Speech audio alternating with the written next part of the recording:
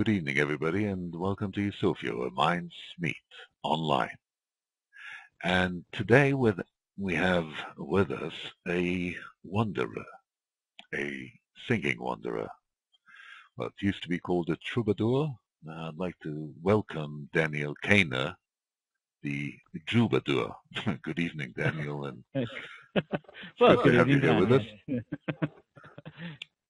So let's try to understand what brought music into your life. Oh, it's always been there, and I've always sort of I've always naturally played instruments and taken to it. I mean, not necessarily a particularly upmarket way. I think in some, but I've always just been able to do it. So I've always been a sort of natural little, probably rather precocious child, I think I was, and used to be singing and performing like a sort of male Shirley Temple. And that is how it's always been. My father, in fact, he had a little jazz trio that he used to play in various places. He also had a review, and interestingly enough, this is, in a way, it's sort of history repeating itself. I would like to think in a slightly more sophisticated way, but he had a review, a Jewish review, because my parents were actually at that time both quite observant, but he had a review of sort of Jewish material that he used to take around the synagogues in London. And they were basically consisted of sketches and skits about Jewish stuff and parodies of modern popular songs of the day. And it was quite popular in a sort of amateur dramatics kind of a way. So that's what he used to do. He also won the semi-final of the Butlin's Holiday Camp talent competition. He got to the finals of it in Clacton-on-Sea. Oh no, Bognor Regis, I beg your pardon, in 1967. So yes, I guess that performing musical thing certainly has come from him, so I'm carrying the baton now. It's only fairly recently, I think, that he was prepared to give his up and pass it on to me, actually, without feeling. And now he's happy to effectively be on the sidelines. Although he does have a cameo appearance in my show, actually, yes, either on video or as happened just recently in Manchester, actually, where I had a performance. He came along and did his bit. Okay. And when did you start writing music? Well, again, about 7 or 8 or 9 or 10, I was writing songs. I can't say, and nor I'm prepared to play them now. And continuing on, I've always, as I can remember, been writing songs, and generally topical songs, actually. So whatever, I mean, now I write largely on the topic of sort of Judaism, or at least my relationship to it. But I've always done it, even when I was little. Okay. So is music, I'm going to be heavy for a second. Is music the kind of soundtrack of your life, or are you creating the soundtrack as you go along? Well, obviously I have to be creating it, because I don't think, is there any other music apart from mine? Let me rack my brains for a minute. Okay. Well, yeah, I do have an interesting. I don't actually have the time as I want to actually absorb other music, which I should do a lot more of. Really, I might get some more ideas. I might steal some more ideas. But yes, it's always been not just the music part of it or the writing of the music part of it, because, like I say, I've always written songs, and I've always, one way or another, made a sort of minor living out of it. But the other soundtrack that goes concurrent with that is the need to be recognized and get attention. So the two things are sort of inseparable, really. The songs that you're writing, are they all, as you say, full epic? Are they all no, they're not story? all. But they're not. They're not all. I don't. You have to have a certain sort of dynamic within a collection of material, and if they were all 15-minute, soap operas, I think I would lose the attention of everybody entirely. So I have to intersperse them with some shorter ones. And also, they're not all necessarily funny. I have, dare I say it, other things to say, which may have, it might be moving, or they might even have, pertinent comments about the human condition. What is the earliest song and that you feel still talks your language? Because Oh, I'm hopeless with older material. Really, I just think it's all terrible, and I am embarrassed by it. Really, even things from a few weeks ago, actually. I was always. I think the thing is that I never really had a voice, a sort of unique voice. I was always quite good at sort of emulating a style or being rather more superficial. But what has happened in my more recent material is a connection between sort of who I am, sort of physically and connected historically, and sort of what comes out of my mouth. And so I felt I was only a bit of a shadow of what I had become prior to this. okay. Now that may be connected with the fact that I have more gigs now than I've ever had, or it may not. Maybe something else entirely. What would you like to make us a gift of? Okay, well, there's this famous story that I read in the later books that never got into the Bible about the tall tailor or tall tailor tale. Yes. I never understood whether the tailors were tall or just the tail was tall. Well, the tall doesn't come into it at all, actually, does it? I think that's your addition. But I can see that you're a literary man because there seem to be more books per square inch behind your head than there are anywhere else on the planet. So you've added your own extra bit of wordplay to that. I just had a tale of two tailors, but a tale of two tall tailors is quite good. It is, but they weren't. There were two Yiddish tailors from the Heim. The likelihood of them being tall was pretty slim, and them being slim was pretty slim. Come to think of it, so this would be more a tale of two short, fat tailors. I think. Okay. Well, do you feel like I could certainly do that? I mean, but you're aware that this song lasts about 8 minutes. I know, and it was written more than 2 weeks ago, so you kind of probably... Yes, there are some flaws, but I do I do sort of modify these things. One of the annoying things about the having recorded a CD of some of this material is that I don't do it that way anymore, and I've improved that and I've changed that, and of course once it's recorded, I keep meaning I'll go back and fix it, but of course I never do. So this is A Tale of Two Tailors, and it's a true story. Apparently. Oh, we'll give you a little bit of this.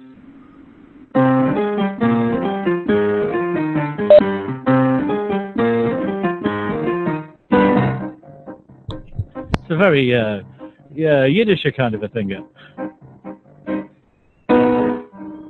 Morris Green was fast and mean with a sewing machine. There was no one better.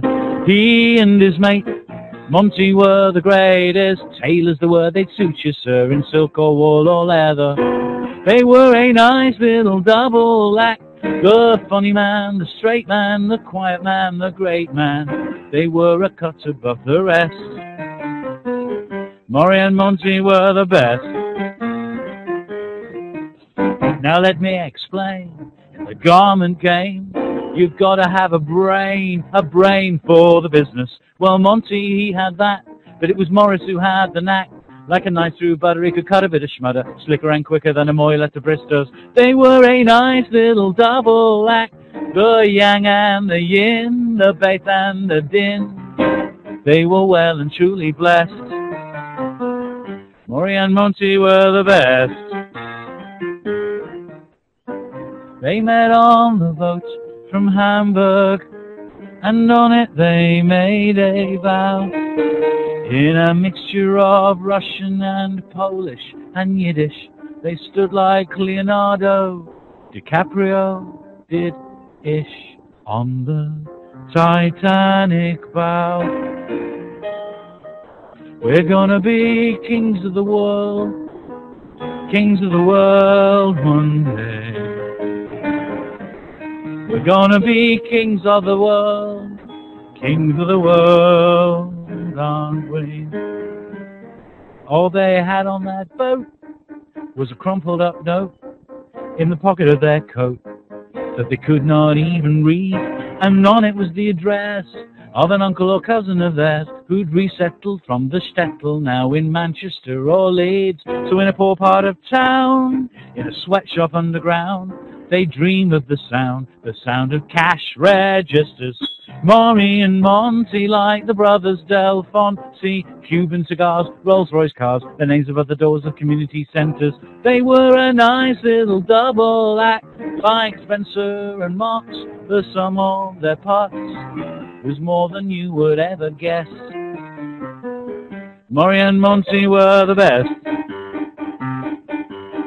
They beg and they steal and they borrow.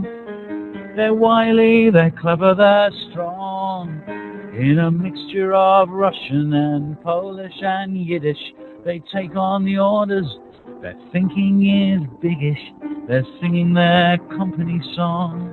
And it goes, we're gonna be kings of the world. Kings of the world, you'll see. We're gonna be kings of the world. Kings of the world, aren't we? One night while Morris lay asleep in his bed, a shaft of light came through the window, and a voice in his head, in a mixture of Russian and Polish and Yiddish, and some Hebrew that he recognized from when he made Kiddush, said, I am the God of your fathers, kid. I delivered you from Egypt, I did. And to Adam and Eve I sent a snake, kid, so they'd realize that they were naked. And for you I did this favor, so that people should always need a tailor. And tonight I plant in you a seed, a simple yet brilliant idea. And woe betide you, I guarantee, if you forget it was me that put it here. And sure enough, the very next day he shouted out, Eureka, hooray! Eureka, I've got it, the pattern and the stitch. Eureka, I've got it, I'm gonna be rich. Ragtime section, ragtime section. He says the buttons on the jacket or the coat can spoil the line, and the lady or the gentleman might not really like that all the time. If I can make a long extended seam or flap, the buttons can be hidden underneath the overlap. How come nobody's ever thought of that live? That is a great idea. That's completely thrown me because that is a great idea. I better file a patent right away. That is a great idea. I feel like a genius today. If I can make a long extended seam or flap, the buttons can be hidden underneath the overlap. I really am a very clever chap. How come nobody's ever thought of that? That is a great idea. Well, Monty, the other one, he was very jealous. After all, he was supposed to have a brain. He started fiddling about with the tassels on his talus. You could see the bulging of his temple vein. He says, that ain't a great idea. You leave the thinking to me.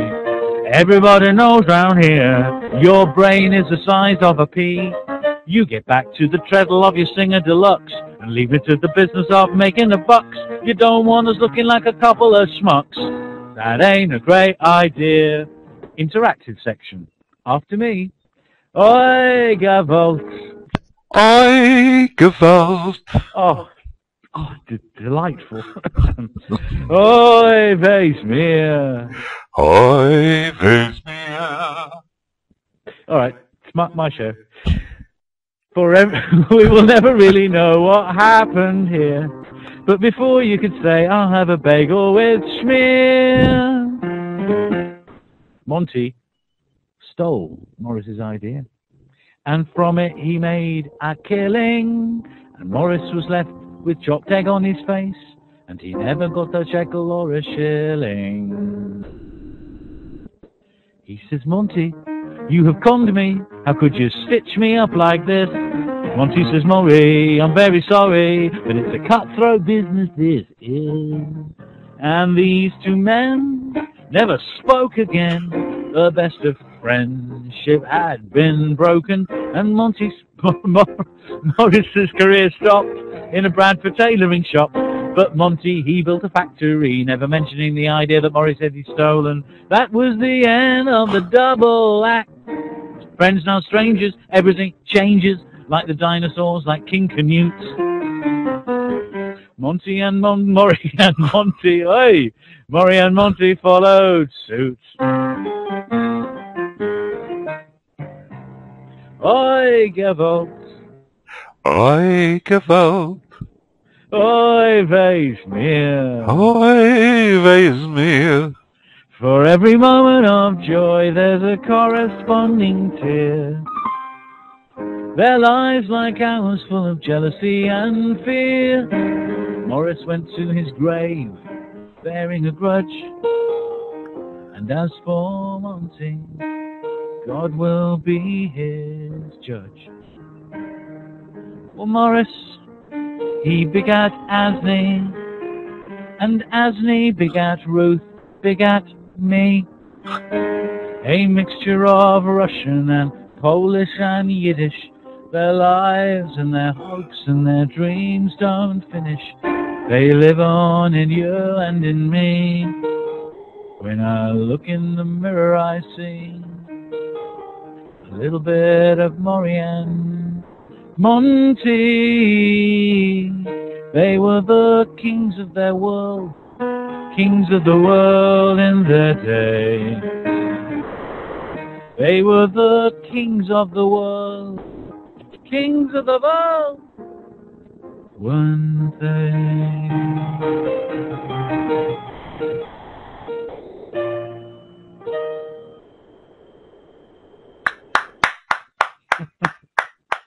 Well, the sound of two hands clapping.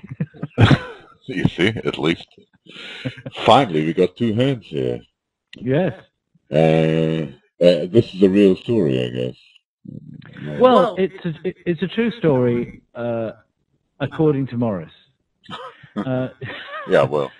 Monty, in that story, was Montague Burton, who went on to found the Burton tailoring empire. Wow. And for those not familiar with Montague Burton, I mean, he was a pioneer, one of those great sort of social sort of philanthropists also, in a way that, the way that he set up his factory and gave a living wage to his employees and had a canteen and a social group and all that kind of thing. And he employed, there were a good 8,000 tailors employed in his factory in Leeds for a while. So the likelihood of him doing this is fairly slim. I think there were a lot of disgruntled tailors in the Leeds and Bradford area that were somewhat envious of his success, I think. But who can say? Morris thought it was a true story, and he wouldn't have that. It was a Brogus, they wouldn't have that name mentioned in his house. So yeah. And this is a story actually came to me through my Auntie Joan, who was married to one of Morris's sons, Joe, and it was scandalous because actually she was Catholic. He married out, you see, and so wow. But she's still around. She's in her 90s now. Still smokes like a chimney, actually. And so this was her. She told me the story, so I thought, well, we'll have that. And so, actually, did you grow up with this story, or this came later in life? No, fairly recent. I mean, I knew vaguely that there was another version of it that I knew a little bit of, but it was only a few years ago that she actually, told it to me. So, along with the detail, because she was supplying the thing about the fly front, the tailoring term it's called, where the buttons are hidden with that thing. But I have tried to do a little independent research, and I can't. I mean, it certainly exists. Somebody must have come up with that design, whether it came from Morris, I don't know. But the Chinese whispers, Jewish Chinese whispers. Yeah. Well, in some of the sites that exist on the internet, I read about you and laundrettes, which seem to have a quite important significance for you? Well, that did. I mean, that was basically, we were a sort of, fairly ordinary suburban kind of small Jewish community family in suburban London, an area called Longditton, near Surbiton, on the southwest of London, and that's all we really knew. But in some ways, the story of my father, it's all in this song, in this faux epic song, which I probably won't do here in this particular one because it's very long, and if anybody would like to hear it, then there are other ways to access it without buy the CD. Buy the CD. You can buy it. As it happens, somewhere it's online and you can just play it. But obviously it'd be very nice to make the purchase. We've got some very fine musicians on it too, as it happens. So it's a good value for money. What can I say? But anyway, basically he would drop us off at Hebrew classes and then go and take the family washing to the laundrette, and which is where he met his future wife, you might say, because they ended up being a rather acrimonious divorce. In fact, my father still says that the Law Society have an annual dinner on the proceeds of their fees from that divorce. And but it was a bit of a shock to all the assistants because not only she was not Jewish, and this was a little upsetting for the family. All right, have an affair, but at least with a Jewish woman and a doctor. Yes, and a doctor. Well, of course, my father was the doctor's son as well, and by this time, my grandparents had made Aliyah actually. Oh yeah. And so news filtered through. This was in the late '60s to them. That this was happening, and that actually also she got pregnant, and this was all a bit of a surprise to everyone. And I'm not quite sure how they were going to keep it secret. But I thought you were not quite sure how she got pregnant. I could. Yeah. Well, as a 9-year-old child. I mean, of course, it's a classic case of tragedy plus time equals comedy, of course. But it was difficult. I'm sure it was. But interesting, also, I think again about the sort of demographic sort of change that happened. Certainly, I can only speak about sort of the UK sort of Jewish world, where in the late '60s, I mean, there were three boys. I've got to have a twin brother and an older brother, and of those three, basically two, my older brother and myself, kind of went out eventually, along with my father, obviously, and one stayed in, my twin brother, who I call the Jewish one. So this is a lovely little segue into a song about grandparents. How about that? I think it's fantastic.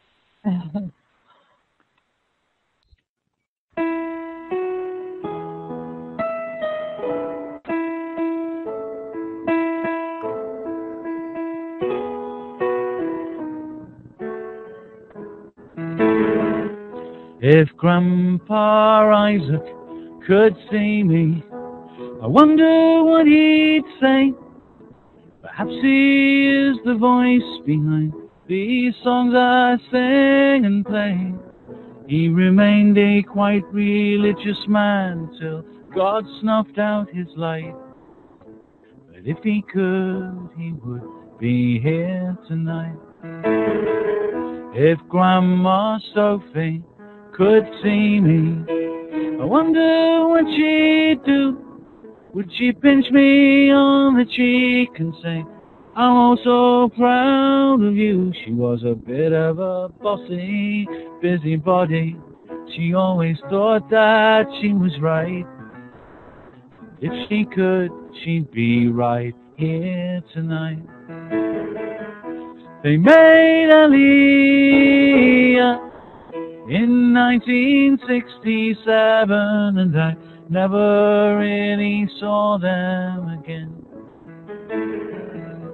I guarantee ya, if they are in Jewish heaven, they'll be complaining about the room they've been given. They'll have packed a lot of extra food with them. They'll say this place is quite nice, But it could be so much better if you just took our advice. My other grandpa, Grandpa Archie, died before I was born. And there's a picture of him here inside this drawer, all scratched and torn. And I recognize my features in his face, they're all right. If he could, he would be here tonight. My other grandma, Grandma Asney, was a difficult old bird.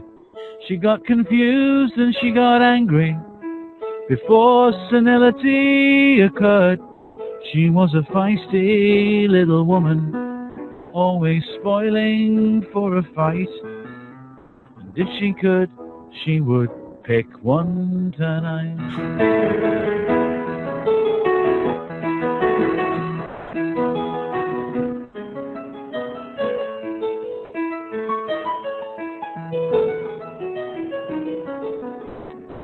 Sefer Torah gets passed round the congregation, and they kiss it like it is their oldest friend.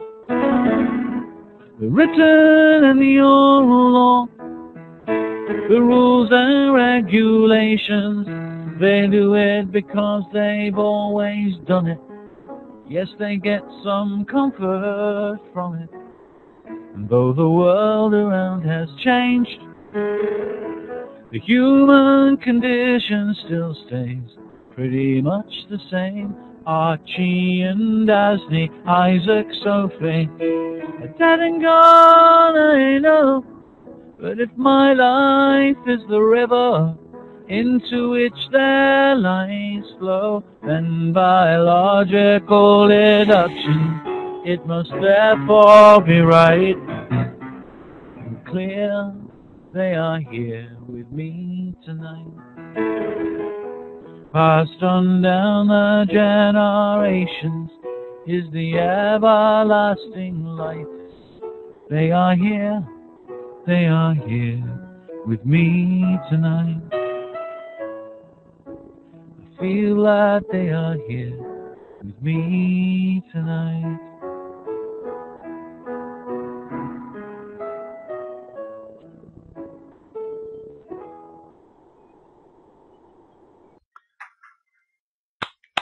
That was that was very touchy. I mean, Very touchy.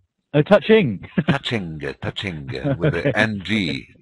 Okay. You know, we were joking about Jewbadour the first time we met, whatever meeting today means. But you know, when I was talking to you for the first time about Jewbadour when you were with Robin the Stag, I was joking about it, but you know, I get the feeling that every time you sing, you're off on a trip, and it's as if you're going through a path that you've never been before, and that the song itself is like a set of milestones that show you where you want to go. But you give me the feeling as if, you know, you're not writing the song, but you're following milestones in order to get to whoever knows. You know, the feeling that I had at the end is, yes, they're actually here with us tonight. You know, all those people. I can see that. Yeah. I mean, I think that as I was singing that, it was, you know, I mean, there are a number of, I mean, just not, I don't really want to break the fourth wall, as it were, but, you know, what goes on as I am performing, there are a number of other narratives that are simultaneously happening. I mean, it's an amazing, I mean, first of all, anyway, you know, as human beings, there are all these functions that are going on internally that are happening without us even being aware of them. So there's all that happening, being alive and breathing and digesting and etc. And the processes that happen, you know, in the nanoseconds before the thing that comes out of your mouth that you say. I mean, all this stuff is an incredibly complex system. But as I'm performing, of course, I am thinking, oh, what comes next? Oh, I know what comes next. Oh, they didn't like that. Or did they get that? Or that, is not reacting the way they want them to. Of course, that will be the only thing that's going on. Then I think, didn't like that. Is it because, then I've lost my flow, and this, really hard. You've got to concentrate to bring it all back again. Anyway, what I'm getting at is that whilst I was singing that, there was another narrative going on, which was actually about them and about the fact that's true, that they made Aliyah, and I didn't see them. Certainly didn't see my grandfather after that. I think I did see my grandma Sophie once, because this big divorce happened, so we lost contact with them. And there they were, in Israel. I didn't go to Israel until like a couple of years ago, so I'd never met the family, because they went to live with their daughter, actually, my father's sister, in Netanya. So the beautiful architectural gem that is Netanya. And so all that was coming to me. It's like there's, and the fact that I'm now broadcasting this, all this amazing technology thing that's happening, and despite the little hiccups that we have, it's astonishing what we're doing, actually, isn't it? From one room to another, in Tel Aviv to London. And just imagine what will happen when this actually is going to work well. When it works. But to them, this would, and those they might as well have been on Mars, they've gone to Israel. Maybe they are. Well, now, who knows? And maybe a safer place. So that was all that was going through. This, as I was singing that, this is just incredible. And they're not 20, 30 miles away was where they were to where you are now. Amazing. Did they stay religious? Yes. Yes, they did. Mm-hmm. And what happened with my father and Mary, and they're still together, my father and Mary. But obviously, it was not just the culture shock, or the shock of the like Tevye the dairyman and the daughter marrying out and all that, but it was also the fact that he was the doctor's son, and she came from a very different background. She was a daughter of a miner from a very small community of miners in Doncaster in Yorkshire. How she ended up in London is another story. So basically, Mary. So there's the fact that, rather like a very small Jewish community, which has its particular mores and ways and quirks, so also Mary had come from this, but diametrically opposed in so many ways. Very, very, very different world. And so this was this incredible, odd coupling that happened, but it didn't go down very well, particularly with my grandfather, but either of them. And I think that's much to my father's sadness to this day. So, but again, pulling it back into some way back in this interview, meeting of minds, I was talking about the way that our family, some of it went out into the secular world and some of it remained into the Jewish one. So my father obviously went out into the secular one, but it was very much of its time. This is all new territory for everyone dealing with it. Of course, now it's got almost in that 1960s point. That's when it all started breaking up, and the same sort of demographic, i.e., the three kids, one stayed in, two went out. Let's not count the father for the moment. Has been why the UK Jewish community, however that is counted, is now only 1/3 of what it was in the late 1960s too. So it's a kind of little mini symbol of what happened generally, which is why this, I think, people relate. Not only is it kind of interesting story, and I've tried to make it funny, but why it's kind of an important milestone, as we say, in the history of Judaism, as well as in the history of my family and my own particular relationship with it. Yeah, but of course, being Daniel Cainer, you had to choose a second wife for your husband, for your father. Sorry about that. That was good. A second wife for your father, whose name is Mary. Well, he chose that, not that. Or I'm sure her name is Rose or something, but you had to do a Mary. No, you couldn't make it up. Truth is stranger than fiction. Of course, I do make something of that. in the song, i.e., the fact that she gets pregnant. But of course, actually, part of it is that her husband at the time was not that they couldn't have children. So she was getting bigger and bigger, and how was she going to explain this? And I made the gag, but it was like her namesake did. I say, in fact, the section goes. Hang on, let's hear. I'll give you the. What about the husband that won the 5 blanks? How could he not see? Her portion's getting bigger, her belly getting thicker. Well, he couldn't be the trigger, could he? No, he couldn't be the trigger, could he? Would she plead immaculate conception, like her namesake Mary did prefer? In the book that the Jews don't mention, well, it worked for that Mary. Would it work for her? Etc. So that's part of that section.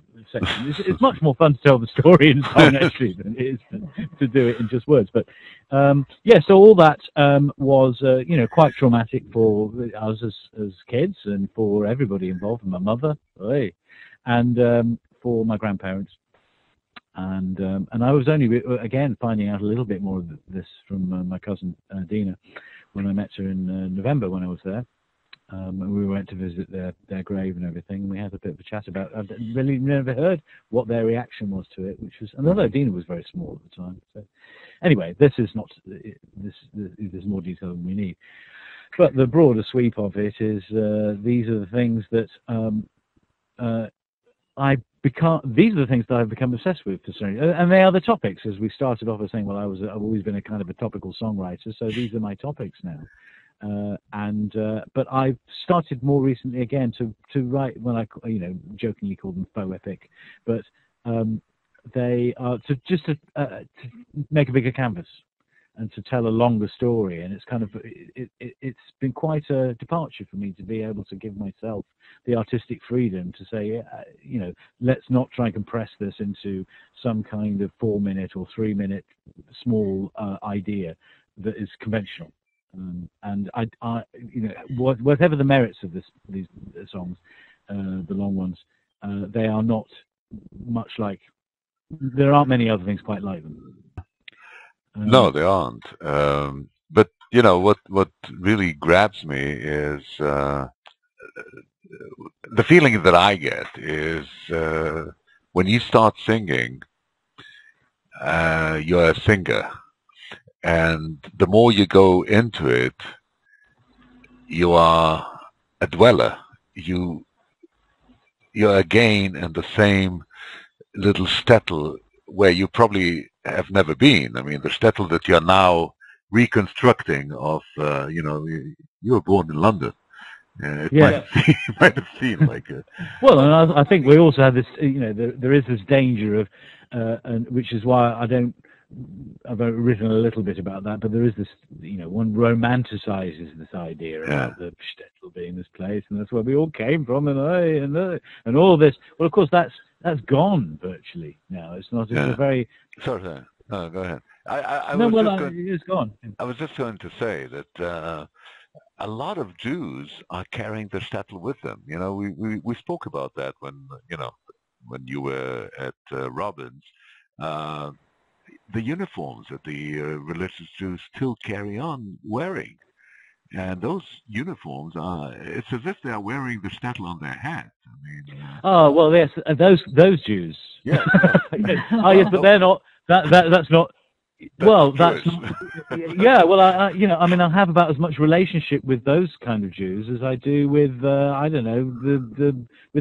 Amish, or the Taliban, or something. Yes, Taliban's quite funny, a little contentious, I think. But no, but there is that sort of, that's not me, that's somebody else. And let's bring this right round to something very topical.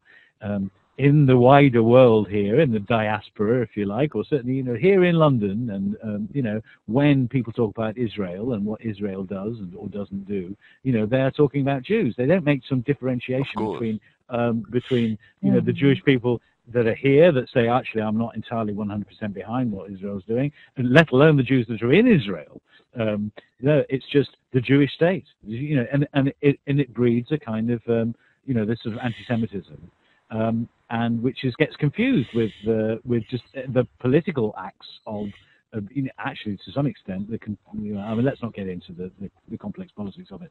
But the point being that it all gets mixed together. So I go, well, that's not the kind of Jew I am. And similarly, I'm this kind. So which brings me round to another piece. Funnily enough, if that makes sense. More than makes sense.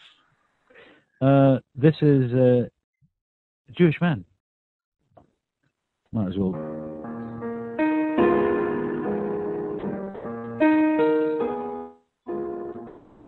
I am a Jewish man, my skin and bones, my chromosomes. Though I don't choose to be one of those Jews you see every Saturday morning dressed in their Shabbos vest.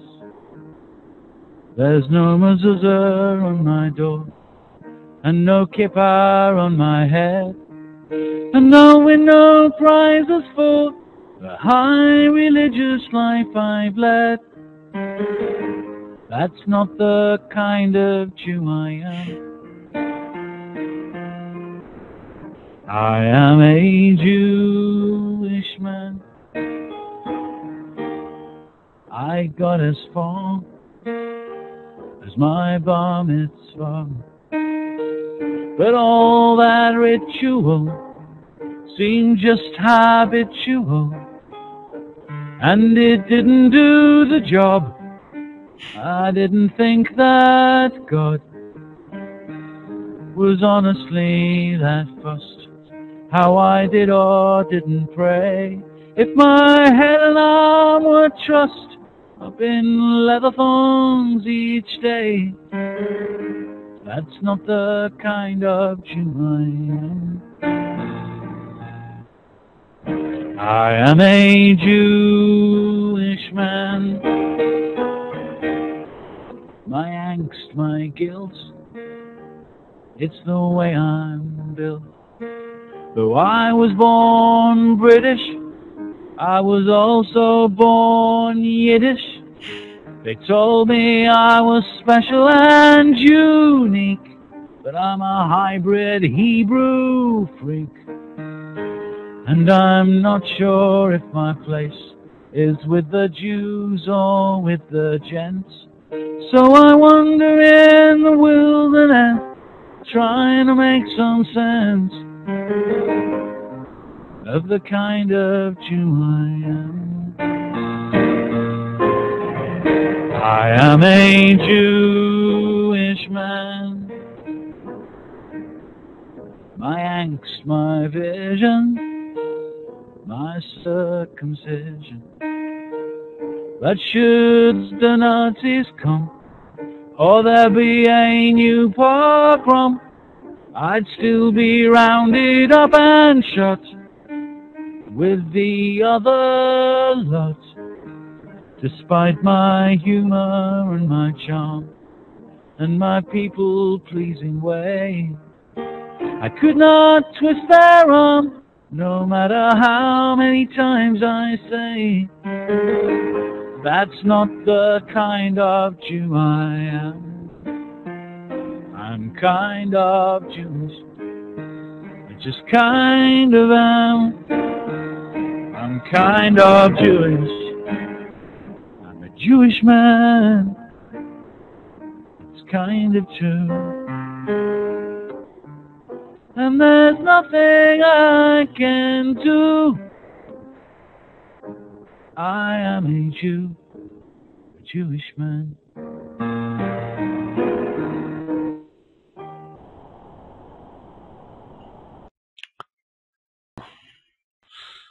Makes me sad to hear that there's another Jew. I thought I was quite unique in that, but well, yeah, you're probably... still still special. Don't worry.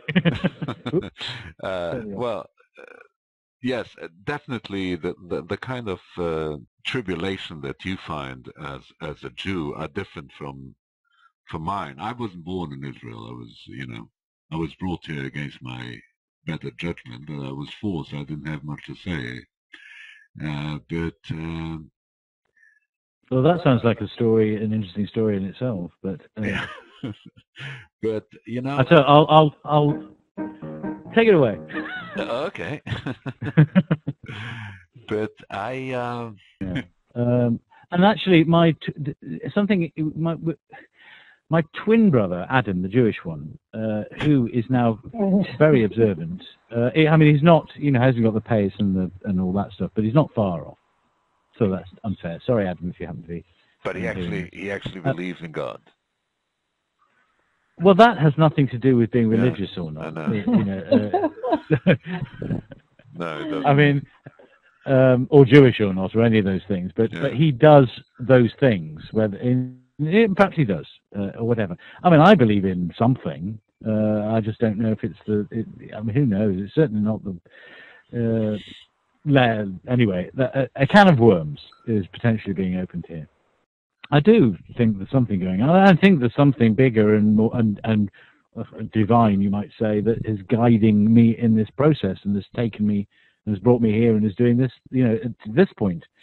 That journey, that little, whatever it is that you were talking about before that I go on. I mean, this stuff comes from somewhere. Daniel, take responsibility. God has nothing to do with that. It's all yours. Yeah, well, I don't know. I bend and mold and shape it a bit, But yes, I don't know. I can't explain anything. So my jury's out on all that. Oh, out or in. But anyway, something that happened with my brother, the twin one, the Jewish one. We used to be. We were singing. This is after the divorce, and we moved to Leeds, and we used to sing in the choir, in the synagogue choir. And we were walking towards the choir practice, towards the synagogue, to the shul, and we got set upon by some local youths, and they were, shouting out things, nasty things about Jews and what have you. And they came up to us, and it was all a bit sort of, a bit worrying. You're kind of a bit numb to the, actually, you don't realise quite how it's hard to judge the real danger of it until somebody, until you get stabbed, you don't realise that that knife could be sharp, that kind of thing. Anyway, he got pushed into the bushes, and I did not, for some reason. But it was a kind of strange turning point. Anyway, but the police came eventually, we reported it to the police, and we went round in the patrol car around these suburban streets trying to identify them. And the police were going, is that them? As a group of nondescript youths on the street. And we're going, no, don't think so. Is that them? No, don't think so. Is that them? And we're going, well, they all look the same to us.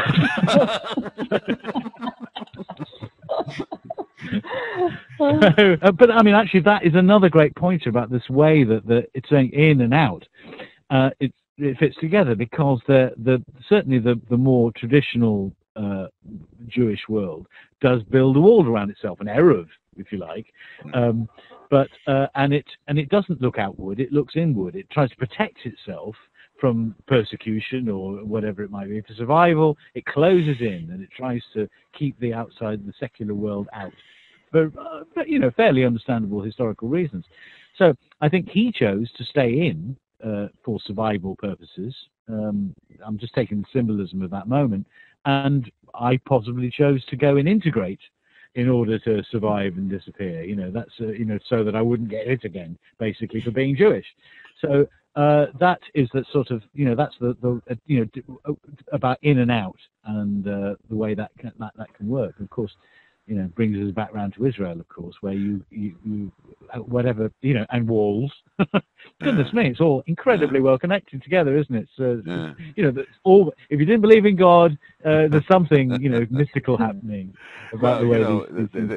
It's interesting because in Hebrew, you don't go in or stay out or whatever. You don't stay in or go out. In Hebrew, you say, when you find religion or you go back into religion, you say, you're going back to answers. You're going back to answers.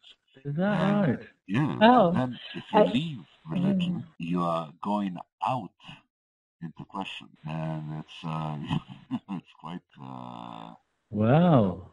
yeah, yeah. So it's Well, that's very nice to hear. Thank you. Yes, I mean, it's a very when you get all the material together, there's a very different sort of flavour to it. I don't know what you'd like to hear. You could have a sort of slightly naughty, funny one. I think whatever you feel like. Or you could have another of this sort of rather plaintive, who am I, what kind of a person am I ones, or both. But there's something about you, Mr. Cainer. Even when you are naughty, there's a kind of a tear that rolls down your left cheek. So We'll be naughty.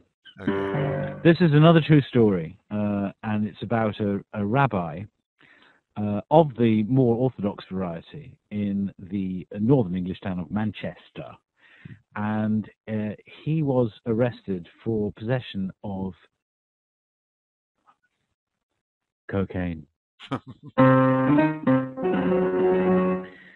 And he managed to convince the judge to let him off the more serious charge of distribution of said cocaine, because he said it was for his own personal consumption. Now, he had a huge stockpile of the stuff. He wasn't short of money, but he was interested in quality. And so he was worried that he might end up, if he didn't buy up what was the purest when he saw it, that he would have to, put up with something that was of inferior quality that had been, contaminated with other substances, and might therefore not be kosher. So that was the other thing that he was very keen on, was the ladies of the night. So when they found him to arrest him, actually, he was surrounded by his favourite hookers, having collapsed after a 5-day partying binge. So this is the story of a Rabbi Chalomish, whose name has not been changed to protect the guilty.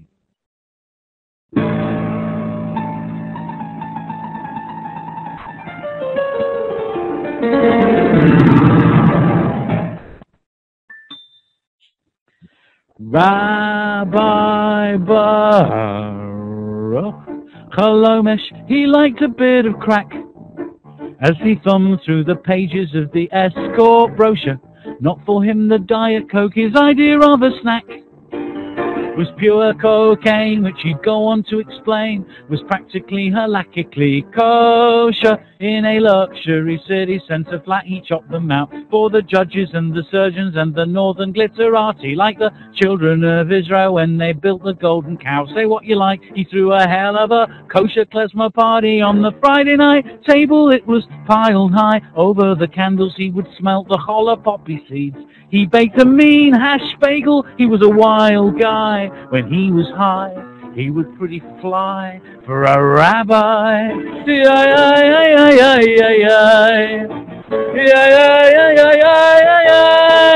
was mad, wasn't he? He was sad, wasn't he? He lost his wife, didn't she? Leave him half the man he used to be. He sits in the dock and he sees he's been a schmuck, and he promises from now on he'll be good.